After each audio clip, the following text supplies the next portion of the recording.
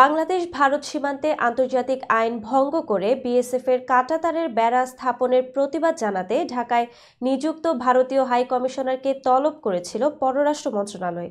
এরই ধারাবাহিকতায় রোববার বিকেলে সশরীরে পররাষ্ট্র মন্ত্রণালয়ে হাজির হয়ে বিএসএফের কাঁটাতারের বেড়া নির্মাণের ব্যাখ্যা দিয়েছেন ভারতীয় হাই কমিশনার প্রণয় ভার্মা।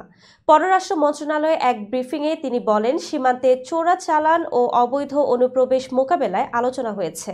বাংলাদেশ ও ভারত সীমান্ত অপরাধ মুক্ত রাখতে বদ্ধপরিকর, তাই সীমান্তে বেড়া নির্মাণে বাংলাদেশের সহযোগিতা আশা করে ভারত। প্রণয় ভার্মা বলেন, নিরাপত্তার জন্য সীমান্তে বেড়া দেওয়ার বিষয়ে আমাদের সমঝোতা রয়েছে। বিএসএফ ও বিজিবি এই বিষয়ে যোগাযোগ করছে। অবস্থানগুলো বাস্তবায়ন ও অপরাধ দমনে একটি সহযোগিতামূলক পদক্ষেপ নেওয়া হবে। এর আগে ভারতের ত্রিপুরা রাজ্যের রাজধানী আগরতলায় বাংলাদেশের সহকারী হাই কমিশনে হামলার প্রতিবাদে গত ৩ ডিসেম্বর ভারতীয় হাই কমিশনার প্রণয় ভার্মাকে পররাষ্ট্র মন্ত্রণালয়ে তলব করা হয়েছিল। রোববার সচিবালয়ে বাংলাদেশ ভারত সীমান্ত পরিস্থিতি নিয়ে আয়োজিত এক সংবাদ সম্মেলনে সীমান্তে কাঁটাতারের বেড়া নির্মাণের ঘটনায় ভারতীয় হাই কমিশনার প্রণয় ভার্মাকে ২-১ দিনের মধ্যে ডাকা হবে বলে জানিয়েছিলেন স্বরাষ্ট্র উপদেষ্টা অবসরপ্রাপ্ত লেফটেন্যান্ট জেনারেল জাহাঙ্গীর আলম চৌধুরী।